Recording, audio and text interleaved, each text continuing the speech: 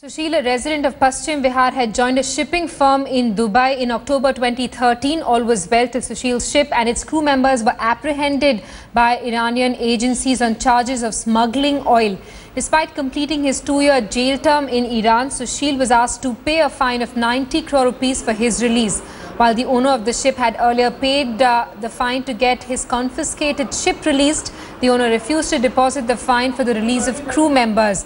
Back in India, Sushil's family claims it has been running from pillar to post to secure his release. Sushma Swaraj ji ने Twitter के द्वारा बोला है कि वो मदद करना चाहती हैं, डिटेल्स मांगी हैं। थोड़ा आश्वासन है आपको? मैडम, बहुत लेट हो चुका है उनका ये आश्वासन। मैंने तो अपना बहुत कुछ खो दिया है।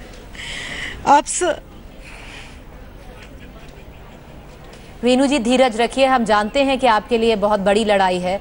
2 साल हो गए हैं, आपकी फैमिली ने बहुत झेला है, बहुत कुछ हुआ है।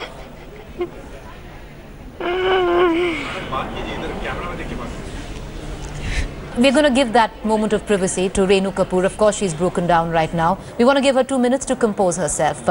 She wants to talk. She wants to come out and give her side of the story. Monica, Sushma Swaraj has come out. She has stated that she wants to help. Hope now? Do you have hope? Yeah, I do have hopes right now because past 2 years we had been contacting her, but there was no reply. So now I see a hope.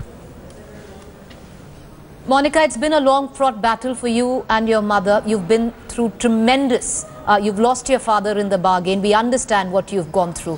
The question I want to ask you is, Monica, you have already approached the External Affairs Ministry. You have already tried to connect with Sushma Swaraj. What do you hope कि अब क्या बदलेगा मोनिका? आपको क्यों लगता है कि अब आपको लगता है कि अभी आपको मदद मिलेगी जो पिछले 1 साल नहीं मिली जब आप बार-बार एक्सटर्नल अफेयर्स मिनिस्ट्री के पास गईं? पास्ट 2 ईयर से जब हम उनके पास विजिट कर रहे थे, उन्होंने हमेशा डिले करा है। I have sent several mails to embassies and other authorities, but कोई भी रिप्लाई नहीं आया। ये फर्स्ट टाइम है कि रिप्लाई आया है और उन्होंने इनिशिएटिव लिया है। ट्विटर पे भी उन्होंने पोस्ट किया है कि I will help. So yes, I see a hope now. Probably अब हो जाएगा एंड आई रिक्वेस्ट अब प्लीज़ वो कुछ करें कि ताकि वो सब वापस आ पाएँ।